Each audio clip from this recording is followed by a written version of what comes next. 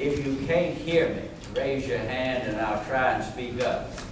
I don't have the volume I had as a younger man, but I think we can manage without amplified sound tonight. She said, Dr. Goodwin, I have some people I think would enjoy listening to you tonight. She said, you know, you've become something of an institution around Williamsburg. She said, you were the man with the vision.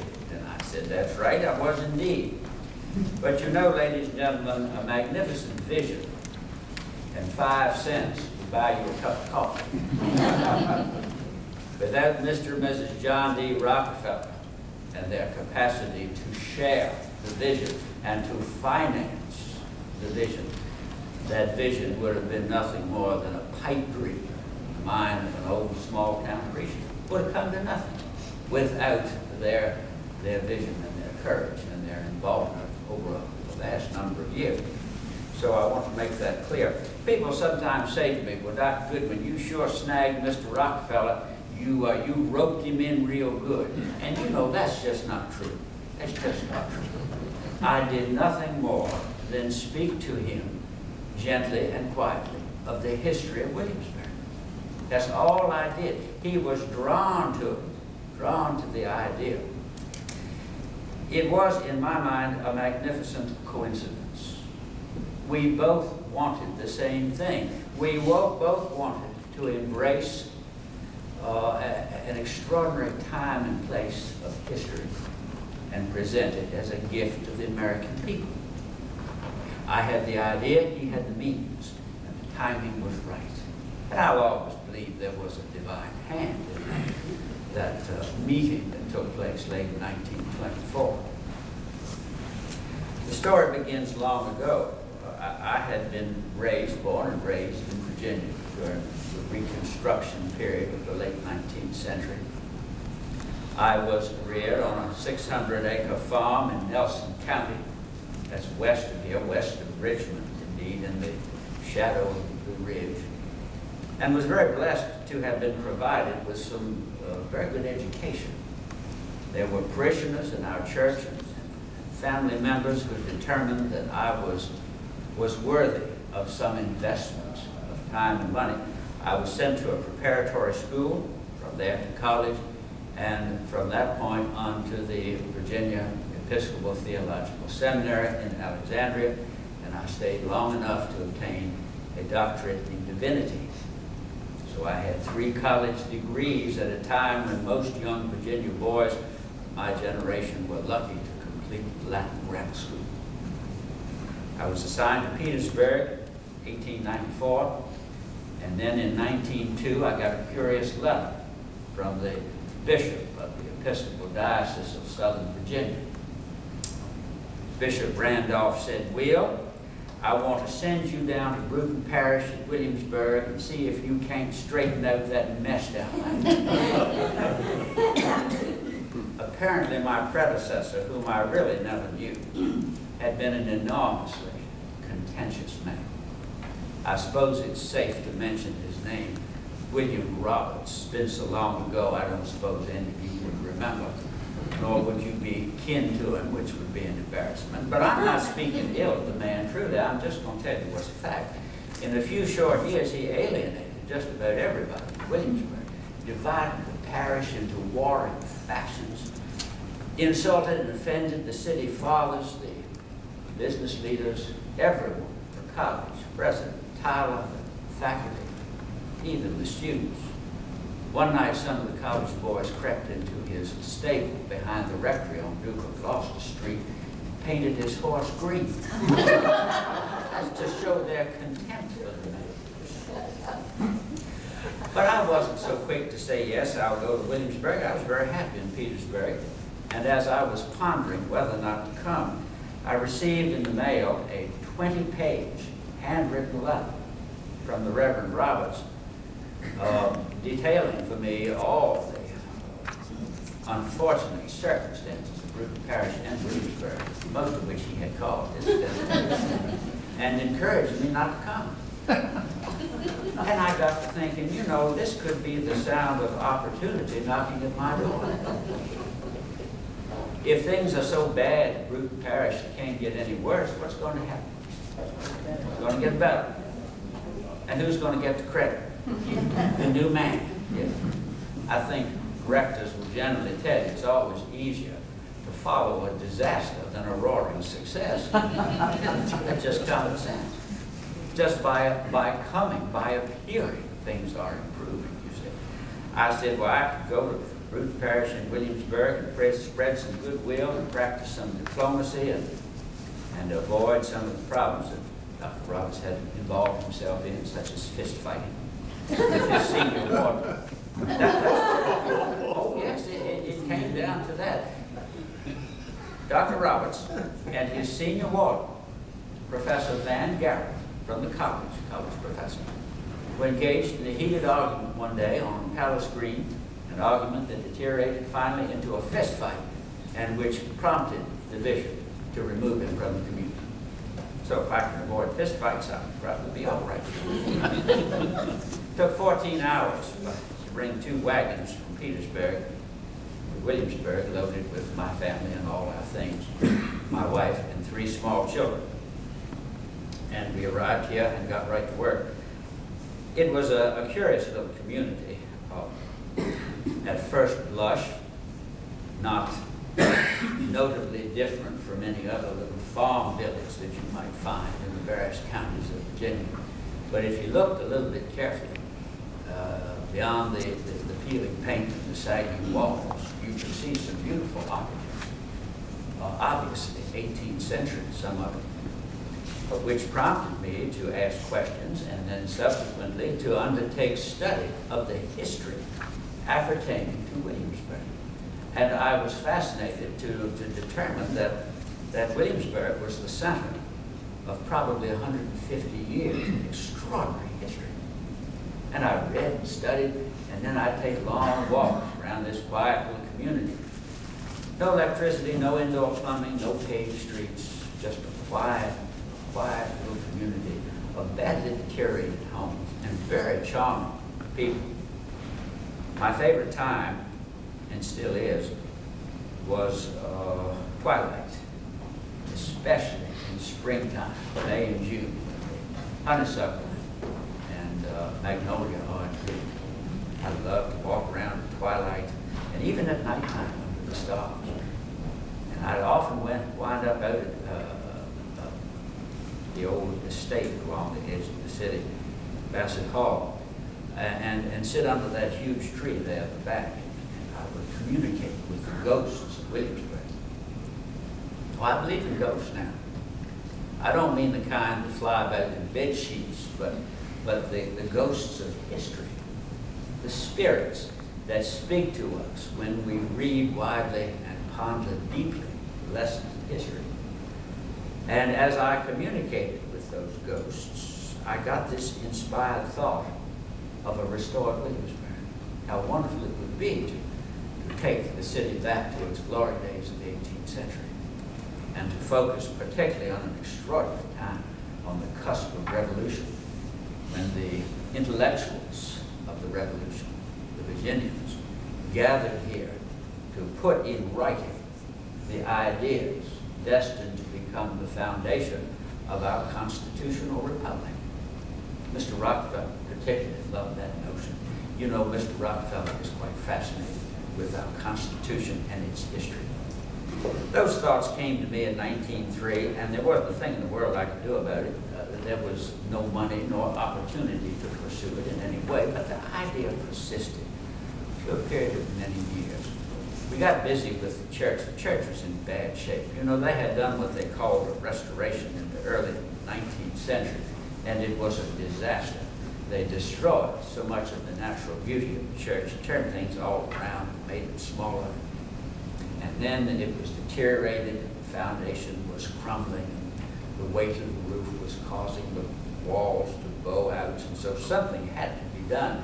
And I said to the parish, instead of simply making repairs, why don't we restore it to its beauty of an earlier time? And they said, fine idea, Parson. What do you expect to use for money? Because we all poor as Job's turkey, and you are too. And I said, that's true. We don't have money, but I have a few connections. I know a few people. mostly up north, which is the place we go if you want money. I said, I'll travel up there and talk to a few people and see if I can't raise some money. So I did. I had an uncle who was a bishop up north, and he made references for me. And unwittingly, I was engaging in an activity that would eventually come to consume decades of my life, fundraising. And I managed to raise the sum of $5,000, which was sufficient to restore the church. We got busy in 1905, between 1905 and 1907. I think we did a pretty fine job of improving that structure.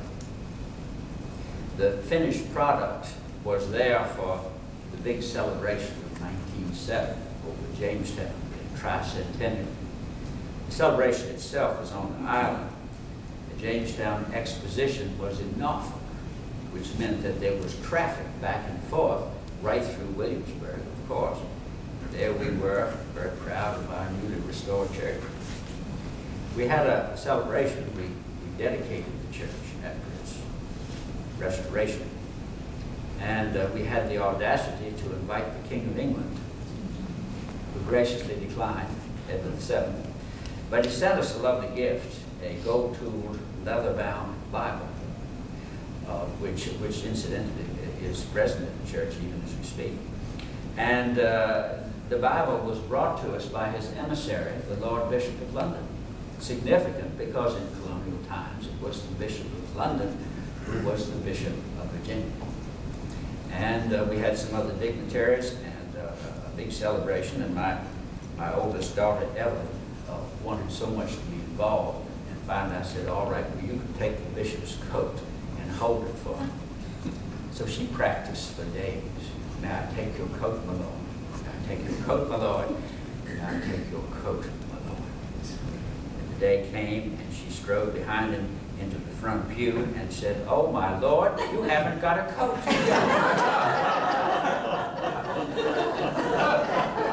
It was a warm day. He had a warm one.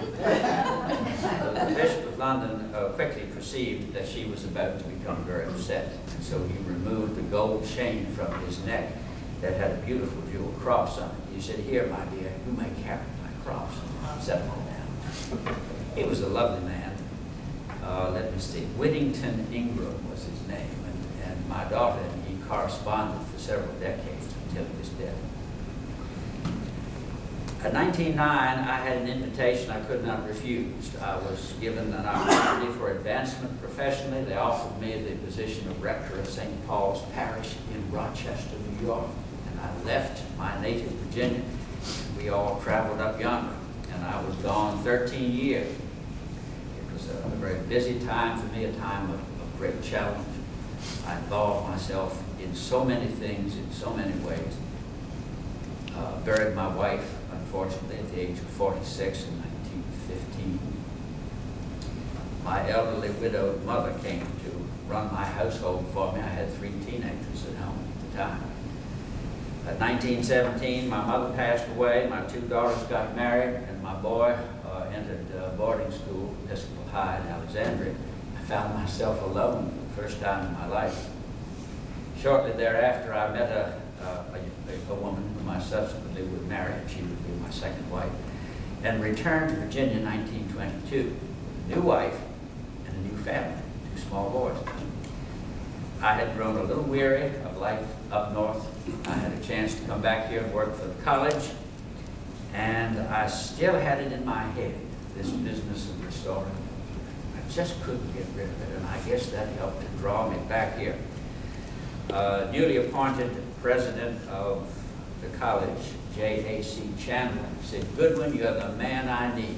I'm going to build a 20th century campus at William and Mary, and I want you to be my fundraiser. You'll be the director of the endowment fund, and you will be my professor of sacred and profane literature. I said, I don't know about that title, Chandler. I'm a clergyman, and I've been avoiding profane literature all my life. I really don't want any part of that. But anyway, we worked that little thing out. But I came back here and got busy. Now, I must tell you, I was in for a shock when I returned to Williamsburg in 1922. My quiet, sweet little village was just about gone. Post-war prosperity had arrived at Williamsburg. And you know, there's nothing more dangerous to preservation than economic prosperity. You give Americans some money, and I promise they will quickly undertake demolition. That's what was happening here. The Commonwealth of Virginia had finally created a paved highway connecting the two major cities of Norfolk and Richmond. And that highway passed right through Williamsburg. Route 60 and the Duke of Gloucester Street were one and the same. There were dozens of motor cars every day passing right through Williamsburg. People were tearing down old structures, creating gasoline supply stations and automotive repair shops. And I could see that I had to move quickly on my vision, or else give it up forever, because things were happening at an alarming rate. I must admit to you, I don't care for motor cars. I don't care how many of them there are on the streets. I think they're just big old noisy mischief makers is what they are. I don't drive one and I don't own one. Although I must say it's becoming ever more inconvenient. You know, you don't dare travel out on these highways now in a horse-drawn conveyance with automobiles whizzing up and down at 35 miles an hour. So I have to rent a car and a driver when I have a journey of some distance to make. My wife finds that to be inconvenient, and so she has recently undertaken driving lessons. Just to show you what a small town we still have, no sooner did my wife begin with her lessons when I got a letter in the mail from our local insurance man, Gardner T. Brooks, Sr., wanting to sell me automobile insurance. I wrote him back, I said, "My dear Mr. Brooks, I am presently disinclined to purchase insurance for an automobile I do not own and wouldn't want if you gave it to me." I said, "Yes, it is true indeed. My wife has taken driving lessons, and should she survive this experience without being killed, may indeed buy an automobile someday. In the meantime, Mr. Brooks, you'd be better served to offer me life insurance on my wife. I'm looking for a policy." I think it would be very wise for me to do that. But anyway, automobiles were changing Williamsburg, buildings were being torn down, and I knew I had to move. Now, President Chandler had me traveling all over the North, speaking to the wealthiest people in America, raising funds for the 20th century campus, which was to be constructed around a beautiful sunken garden, which Chandler had designed for us here. And as I spoke to people of great wealth, I would from time to time describe for them not only the college, but my dream of a restored Williamsburg. I talked to Morgans and Whitneys, and DuPonts and Fords. Henry Ford never answered me, although I did correspond with his son for a time. I probably didn't approach him very diplomatically. I said, "Dear Mr. Ford, since you and your Ford cars are largely responsible for the present-day destruction of Williamsburg, it seems to me the least thing you can do is help us preserve what's left of it." So I never heard it. The truth is, now the Fords were interested in restoration of the sort, and the DuPonts, very historically minded people, but they tended to be regional in their interests. Henry Ford would invest in that Dearborn village, and then the DuPonts were much devoted to that Brandywine Valley of Delaware, where they found themselves. I mean, I could understand regionalism. I'm regional myself. But I needed somebody whose vision went beyond regional concerns, someone who was national in view, devoted to history, enormously wealthy. I had heard about John D. Rockefeller Jr., but found him very difficult to meet with. They kept him isolated and insulated. He had a large group of associates that acted for him. And correspondence did not get through. And I naively thought I could drop in on him, and that didn't work either. He had converted his father's offices at 26th Broadway, the old trust offices of the oil company, into the headquarters of his philanthropical organization. And I stepped in one day when I was in New York, and the first floor was filled with clerks and secretaries, and I walked up to a pleasant-looking young man, and I said, "Good morning. I would like to have a word with John D. Rockefeller, Jr." He said, "Yes, you and about 500 other people this morning." So I didn't have a chance to speak to him, and I had wasted that particular trip. But there was a peculiar act of fate undertaken about that time. It was 1924 when I received a letter in the mail from the trustees of Phi Beta Kappa National Fraternity, Honorary Fraternity. I'm a Phi Beta Kappa, and the trustees wanted to create a memorial of William and Mary in celebration of the sesquicentennial, 150 years, 1926, since the founding of Phi Beta Kappa at William and Mary in 1776. And they said, "We want to create a memorial. We're having a big meeting of Phi Beta Captains in New York, and we want you to come to be the keynote speaker." So I hopped the train and rode up there and spoke at some length about William and Mary and old Williamsburg. And guess who was in the audience? John D. Rockefeller, Jr., Phi Beta Kappa, 1897, Brown University. As I concluded, Mr. Rockefeller sought me out and said, "Dr. Goodwin, I find all this very interesting. Would you sit down with me and tell me a little bit more about Williamsburg?" Which I was pleased to do, and we talked for some length of time. As we parted, I said, "Mr. Rockefeller, I would be pleased and honored if you would come to Williamsburg as my guest and let me tour you through the old city and be more specific about the history of what's there." He said, "Well, I might do that sometime." Well, that was late 1924, and many, many months passed. It was early 1926, winter, when I got a telegram from Mr. Rockefeller saying, "We're coming to Williamsburg to observe the progress of Phi Beta Kappa Hall." Guess who was paying for most of it? Mr. Rockefeller. "And while there, I'd like to take you up on your offer to tour us through the city." So I was ever so pleased that the plan was he would spend the morning at the college, he would have lunch with President Chandler and the faculty and myself, and then I would have Mr. and Ms. Rockefeller and the three boys to myself for the afternoon. So I had rented a car and a driver, and we rode through town out to Bassett Hall and walked back under the old tree and sat there and talked for quite a long time about Williamsburg. It occurred to me that the very first thing I needed to do was impress upon Mr. Rockefeller the fact that there was an extraordinary history here to be acknowledged and preserved.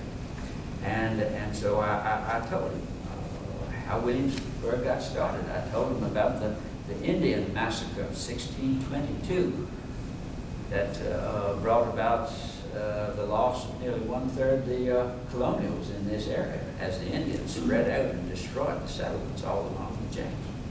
How a frightened community built a wall right across this peninsula between College Creek on the James and Queens Creek on the York. They walled it off with a palisade. The Indians would be on the west side and the settlers on the east side. You know, very often in our history, the frontier has been an idea or concept, that barrier or point that designates the edges of civilization as opposed to wilderness. But at that point in time, the frontier was an actual physical palisade structure. West of it was the Wild Wild West. At any rate, that structure came right through what is now our Merchant Square, the Duke of Gloucester Street. And just on this side of that palisade wall in 1830, a little village sprang up called Middle Plantation. It was right on top of an Indian footpath that had for time immemorial run right along the break point of this peninsula. That footpath would ultimately become the Duke of Gloucester Street, and it is on the ridge. Did you know that the properties on the north side of the Duke of Gloucester Street drain north into the York, while those on the south side drain south into the James? Perfect place for a city. And as it grew, they built a church, 1660, Bruton Parish. First rector, Roland Jones, brought from England, the great-grandfather, incidentally, of Martha Washington. Did you know that? Martha Washington was fourth generation Williamsburg resident. In the 1680s, an extraordinary young man came from England to be rector of Bruton Parish. More specifically, he came from Scotland. A ferociously ambitious young man, absolutely brilliant, named James Blair. And oh, did he have plans for Williamsburg and for himself. Decided that because the church was here at Middle Plantation, we should have a college here, preparation of Episcopal clergy. And he went to England and he worked the most extraordinary bargain ever worked by a colonial American in the courts of the British monarchy. He got joint monarchs, King William and Queen Mary, to grant him 20,000 acres of land. And I don't mean swampland, I mean beautiful, well-drained, rolling hills land right here in Williamsburg, which would serve as a campus and a source of income through rental properties and lands, money for a college building, and a guaranteed revenue of tobacco, skins, and pelts for an indefinite future. And in return, the president of William and Mary, which of course would be Mr. Blair, once a year would call upon the king's representative in Virginia, the royal governor, and present him with 2 verses of Latin poetry. Now, was that a clever deal or wasn't it? So, because the church was here, the college was put here, and because the church and the college were here, the capital was moved here, because the capital was here, they put the residence for the royal governor. And subsequently, every position of authority having to do in any way, shape, or form with any of this enormous colony came to Williamsburg. The secretary, the treasurer, the people that issued Western lands. Here you have this enormous colony, the largest, wealthiest, most populous, and oldest colony in all the realm of Britain. And everything, every bit of power and authority came back to this little 1/2 mile square village of Williamsburg. There was an extraordinary concentration of power at Williamsburg, which of course drew ambitious men to this place, as power ever does. Ambitious men named Washington and Jefferson, Patrick Henry, George Mason, James Madison, all the others. And it was these extraordinary men in this power center who created this 150-year period of extraordinary history. So when Mr. Rockefeller said to me, what is it, Dr. Goodwin, about Williamsburg that's so special? There are historical sites all up and down the eastern seaboard, Boston, Philadelphia, New York, Baltimore, Savannah, Charleston.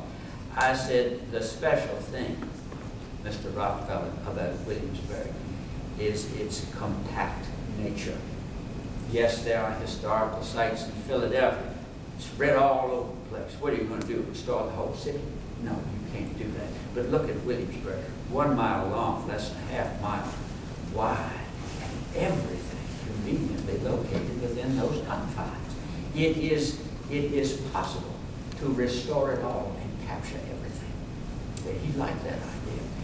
Mr. Rockefeller has told me in recent years that if I had asked him to restore one building or one cluster, he would have said no. It was the daring and audacity of restoring an entire city that captured his imagination and motivated him to get involved. So that's what we talked about on that day in March 1926. We then got in the automobile and rode through the city and stopped at various houses and buildings, and I would talk to Mr. and Ms. Rockefeller and the boys about this and that. And took them to the George Wythe House, which by that time belonged to the church. The Marshall Foundation was an organization under the auspices of Bruton Parish Church, which undertook the ownership and restoration of the George Wythe House. So we went inside and looked around. Then we went to Jamestown and toured, and on the way back, Mr. Rockefeller asked me a question that left me almost speechless. He said, Dr. Goodwin, how much would it cost to restore Duke of Gloucester Street? And I was delighted at the question. But I had to say, Mr. Rockefeller, I have no idea. My planning and studies have not taken me to that point. But I said, I promise you that I will directly undertake studies and begin to define for you and myself the boundaries of such an undertaking. So the Rockefellers went on back to New York, and I got busy. I had a wonderful young man as my curate, John Bentley, and I had some professors from the college, and we set about studying the city using the old Frenchman's map. I expect you all are familiar with it, done in 1782 by a French soldier billeted here under Rochambeau for the purposes of determining how many soldiers they could put in the city. An overview of every single structure from the largest house to the smallest privy. And we had that. We had Bentley's surveyor's tape, and I had my father's Civil War saber. My father fought under Robert E. Lee for 4 years, and we would take the saber and secure the end of the surveyor's tape in the ground with the saber and then run it out.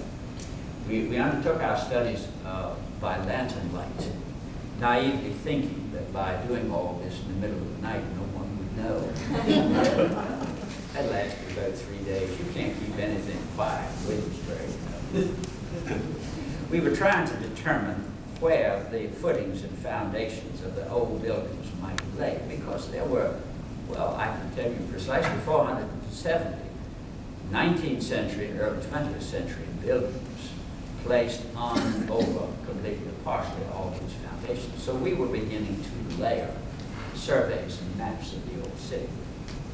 1 week before Mr. Rockefeller was scheduled to come back in November 1926, I boarded a train to Williamsburg Station and went up and placed in the hands of one of his associates all these studies, these maps and things for Mr. Rockefeller to look at.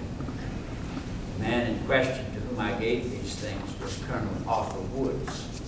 Little did I know that he would be the first president of what we are now beginning to call Colonial Williamsburg. But I didn't know that back then. So Mr. Rockefeller came on, and November we had, of 26th, we had the celebration of the Phi Beta Kappa Memorial. And we made a day of it. And we had a banquet at night. And at the banquet, Mr. Rockefeller at one point said to me, all right, Dr. Goodwin, I want you to hire an architectural firm and begin some more serious studies of the old city. And I particularly want these architects to present me with some renderings, some drawings, some paintings of what Williamsburg might look like if it were to be restored. So I did some study and some research, and I hired a firm out of Boston, Massachusetts, Perry, Shaw, and Hepburn. Fine men, very experienced in this 18th century restoration. Of course, I had to hear about that around Williamsburg. Dr. Goodwin, you mean to tell us there are no architects in Virginia? No architects in Richmond? You have to travel all the way up yonder to find architects. And I said, ladies and gentlemen, I simply wanted to find the best people there were. I don't care where they live, north, south, whatever. So they came on, the head of the firm, William G. Perry, was a wonderful man. He came here first. So now it was Perry and myself, and John Bentley, and some professors and graduate students, and we continued our studies of the old city. I hired a pilot of an airplane and a photographer to fly over the city and take pictures. The pilot asked me if I wanted to go up with him, and I said, no, thank you very much. I have every expectation that I will spend all eternity soaring with the Seraphim, so I have no need to ride an airplane here on Earth. So they went off without me, but we did as thorough a job as we could with all of this.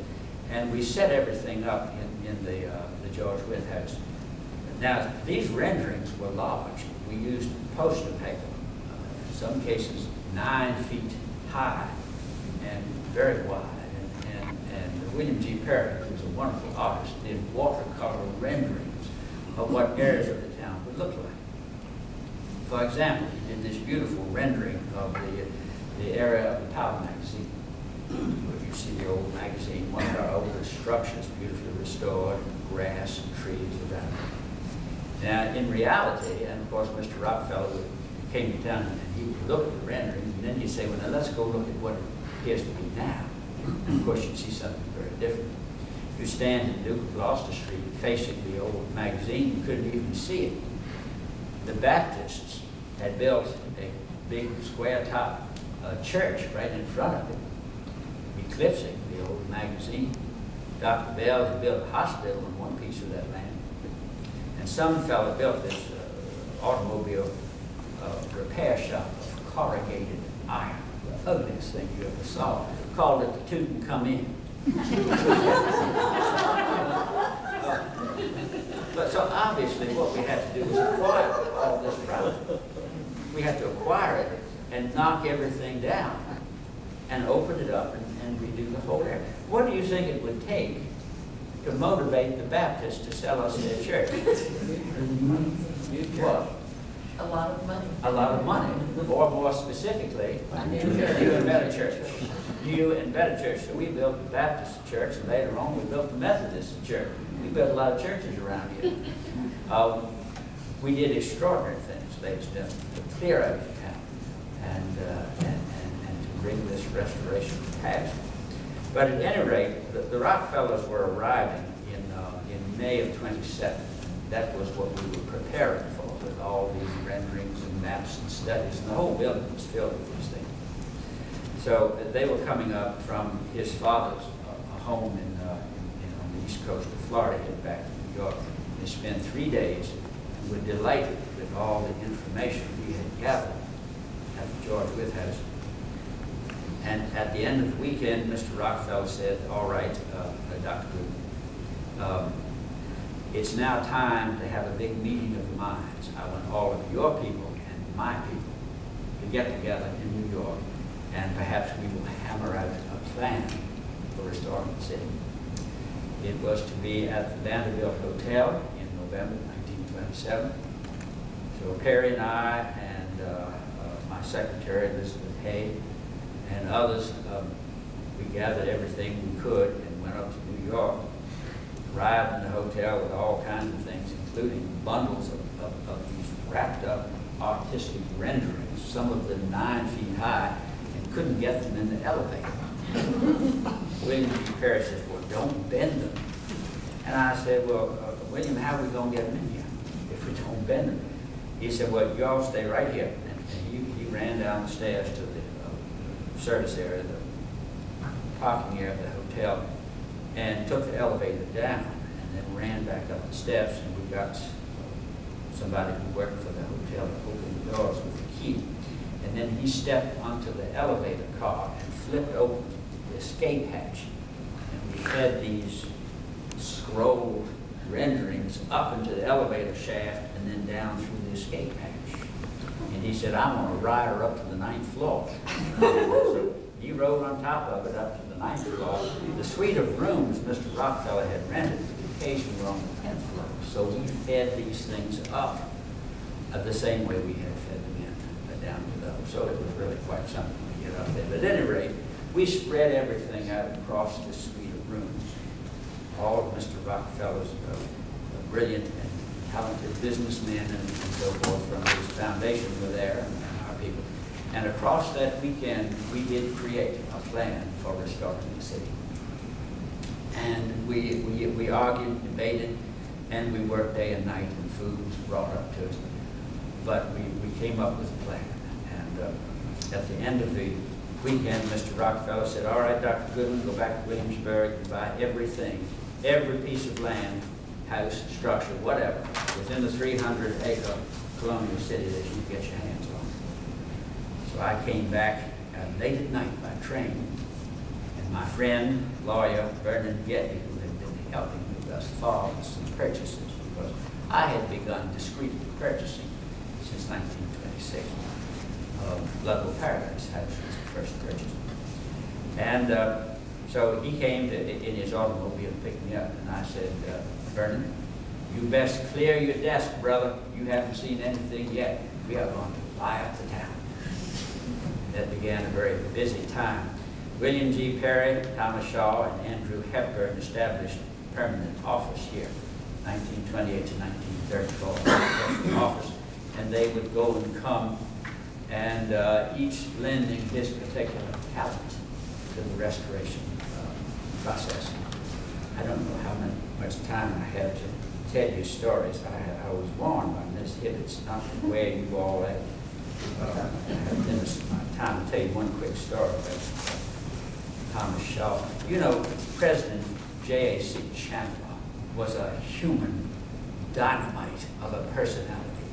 He was, without a doubt, the most dynamic, forceful person I've ever had the privilege to work with. Overbearing, single-minded, manipulative, hot-tempered, irritable, but a wonderful man because he loved college wisdom and marriage. But he was manipulative. They were restoring the Wren building. This was about 1929. We finished in 31. You all may be aware, I know some of you all, how high the windows are on the first floor. When you're seated in the Wren building, in one of those rooms, you can't see out the window. The sill's up there. And President Chandler didn't like that.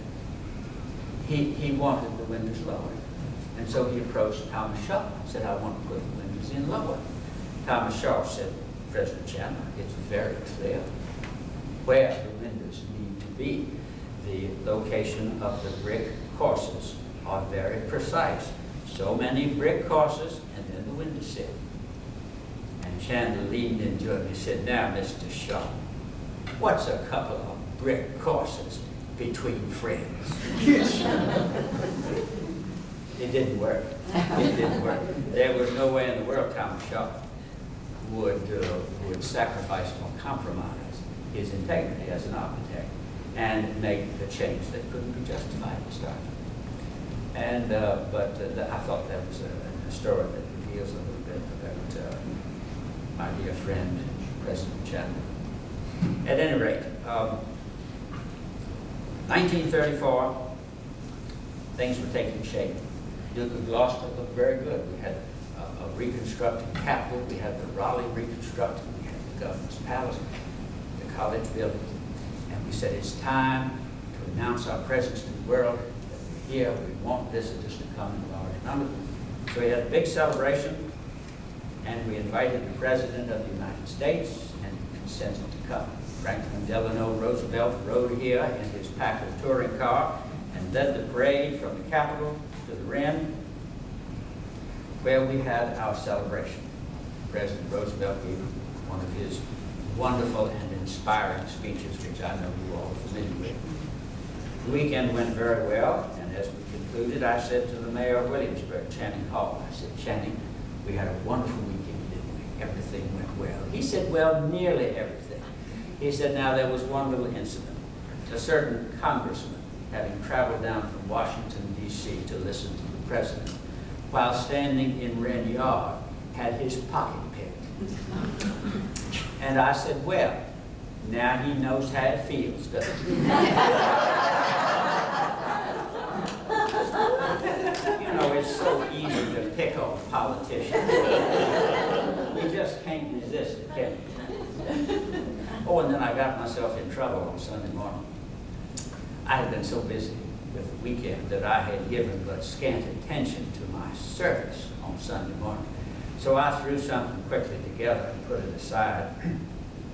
Sunday morning rolled around, and I stood up in the pulpit and gave the scriptural text for my homily. I said, it is easier for a camel to pass through the eye of a needle than for a rich man to enter into the kingdom of heaven. Guess who was in the front pew? Richest man in the world. After the service, several parishioners came up to me and said, Dr. Goodwin, what in the world were you thinking? And I said, well, clearly I wasn't thinking at all. So I went home and fretted about it. I said, Lord, have mercy, the last thing I want to do is offend Mr. Rockefeller. So I wrote him a letter. I said, dear Mr. Rockefeller, please be assured that I had no intention to indicate anything personal by my scriptural text or homily on Sunday, may I be the first to assure you that your seat in the kingdom of heaven is already reserved in your honor. Speaking it over. And he wrote back and said, well, Dr. Goodwin, for heaven's sake, I am not sensitive about being a rich man. I never gave it a second thought. That's the kind of man he is. Very gracious, very humble, and good-natured. So the rest is history. I retired in 1935. I retired my 2 positions with the foundation. I retired from college. They gave me a banquet at the college. I said to my wife the other day, if they'd waited 2 years, we could have had the banquet at the Williamsburg Inn. You know, they just finished it. And that broken ground for the lodge. But we didn't have it then, so I stepped down at 35, and life was easier for me, and I'm still rector of the parish. And I have no time these days to pause and reflect, to work on my papers. I have written a history of the evolution of restored Williamsburg. I'm presently working on some anecdotes, interesting little stories about people of the old days that I hope folks may enjoy. This piece will be no more than maybe 30 or 40 pages. I wonder before I conclude if you all might have questions of me. Don't want to hold you up here too long. Yes, ma'am. You mentioned the 2 positions. Were you not rector of Bruton Parish Church? Well, I was, and you know, that's a good question. You mentioned the church very much. That's right. I've skimmed over that a little bit. I was at one time rector of Bruton Parish Church, director of the endowment fund for College William and Mary, part-time professor at William and Mary, and site supervisor at Colonial Williamsburg for projects, and assistant treasurer of the restoration. So I wore 5 different hats and went morning, noon, and night, and kept me very busy. I have been very fortunate in my life to have 2 very indulgent wives. And let me make it clear that those 2 wives are not concurrent, but one and then the other. They have been content to keep my household and raise my children, which I have 6, range in age from 41 to 13. I have 2 families, pre-war and post-war. And they have left me free to pursue all my interests across a wide scale. And I at one time just worked morning, noon, and night, sleeping maybe 4 or 5 hours, and get up, do it all over again. There was a lady here, and I...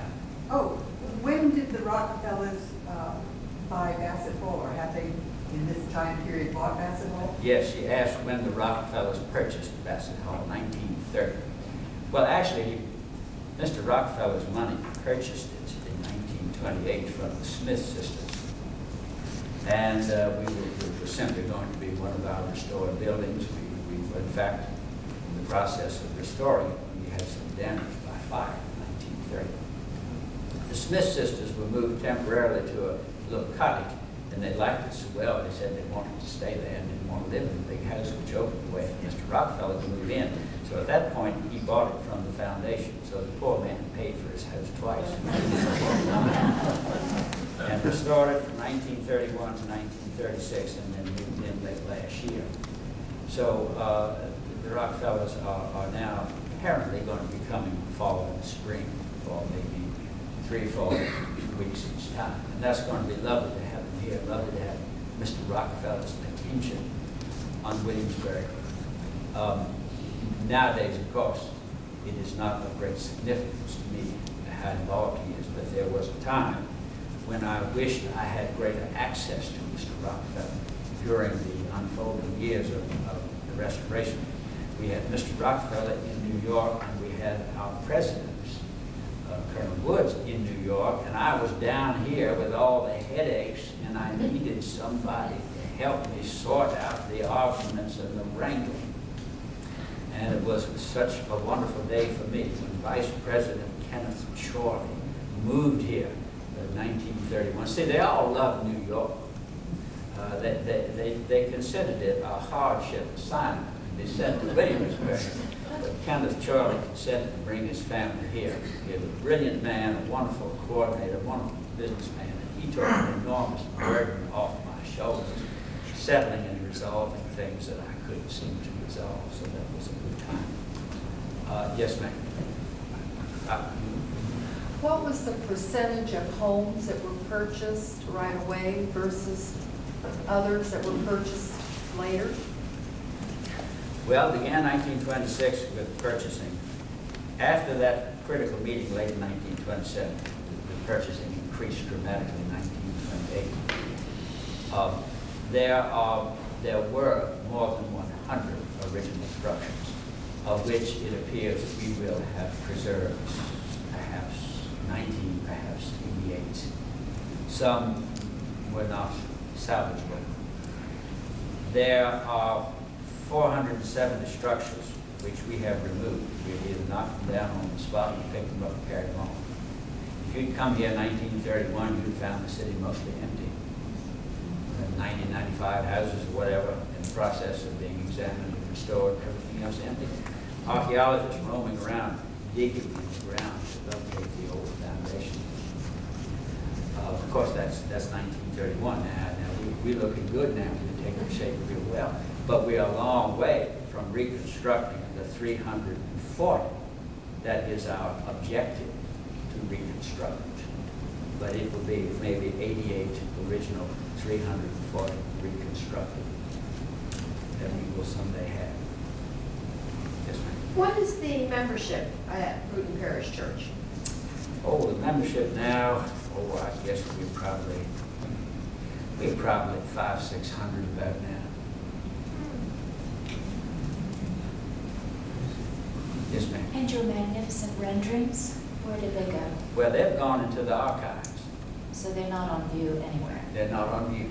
I have my wonderful secretary, Elizabeth Hayes, carefully saved copies of everything, every letter I ever wrote, every speech I ever gave, and the renderings and all, and put them into an archive. When I retired, President Charlie came here as vice president. He's now president of the Restoration. Kenneth Charlie said, we would like to have your archives. I said, well, let me think about that. So I mentioned it to Miss Hayes, and she said, well, you know I have a carbon copy of everything. I said, all right. So I gave it to Mr. Charlie, and then I had my own copy that I could work from with my writings and so on. But it is quite extensive, the archives that we put together. And who knows, someday researchers may delve into those and write books about what's been done here. Yes, sir. I believe at one point you gathered the city together and explained to them what was going on. I think that was a very interesting occasion. Can you tell us a little bit about that? Well, it was. He asked about the gathering 1928 of the people of Williamsburg to sort of lay out for them what the plans were. Mr. Rockefeller had not wanted his name mentioned, so we simply said we had a benefactor. And townspeople were growing ever more curious and worried and troubled about just what was going to happen. So we had a meeting in the high school in 1928. We told them about the plan to restore the entire city. We told them that we had been and will be continuing to buy property.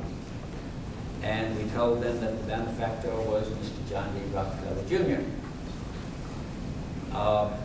We took a straw vote that night, and as I say straw vote, it was not anything official. But there were only 4 dissenters that night appertaining to the plan of restoration. Now, there were some people so opposed to the whole notion they didn't come to the meeting. So I think that maybe would give us a false sense of community support we didn't quite have. But there was a great deal of support for the restoration, even though it meant dramatic changes to the city. Many people, many business people realized that they were going to have a chance to prosper in a way they never would otherwise. We said again and again to many people, your little charming village of past years is gone, and we can't turn back the clock. Now, Williamsburg either is destroyed through development and change, and will someday be nothing more than a truck stop on some highway, or we buy it up and preserve it, take it back to the glorious days of the 18th century. But preserve it the little Williamsburg of your youth is simply not possible. We have to make a choice here what to do. And many, I think, reasoned along those lines and understood that this was the best thing to do. There were many people owning real estate in the area that they'd been sitting on for long periods of time, inherited from grandparents, great-grandparents, and parents and so on, delighted with the chance to sell it at a good rate. What do you suppose happened to real estate prices as I began to? They went up. I created a one-man real estate boom in Williamsburg. For 150 years, there had been no market for real estate here. There was an enormous backlog of properties that people wanted to sell. And so when I began to buy, I was overwhelmed with opportunity. And people often say, Hannah, where could you buy so much property so fast? Believe me, it wasn't hard. People were ready. People had been waiting for years and years to dispose of property. I'll take one more question. Ms. Hibbins said 1 hour. Don't wear these people out, so I'll answer your question. What happened to the plans during the Depression? Was there any change in it at all? No, and that's a very interesting question, how the Great Depression affected the restoration. Because of the enormous wealth of John D. Rockefeller, Jr., we did not alter in any way the plans for restored Williamsburg. Now, Mr. Rockefeller, you know, is a man of great energy and had many commitments. About the time he committed to Colonial Williamsburg, he had committed to restoration of a large area of downtown Manhattan, Rockefeller Center. There was a time a few years ago when he was carrying not only the entire payroll of Colonial Williamsburg, but the entire payroll of Rockefeller Center. He was paying 75,000 skilled laborers every week out of his own pocket. And he has told me that by 1934, his personal income, his personal fortune was reduced 50% as a result of the Depression, which gives you some sense of the extraordinary size of the Rockefeller fortune, that he could do all that with 50% reduction. Now, understand this, Mr. Rockefeller has, in recent years at times, been under enormous financial pressure. Being a man who would not renege from a commitment, he found himself overcommitted for the times we live in and went through some difficulties. But never once did he suggest that we cut back or compromise in any way the pace of our restoration here. And once we had the Rockefellers on board, we searched no longer for benefactors. By Mr. Rockefeller undertaking, with my involvement and some of his people, we were able to keep things rather pure in terms of objectives. What's that old saying? Too many cooks spoil the soup. You know, it really helped not to complicate it with many benefactors at the time. Well, ladies and gentlemen, I must let you go. This has been an extraordinary pleasure for me, and I thank you for your kind attention.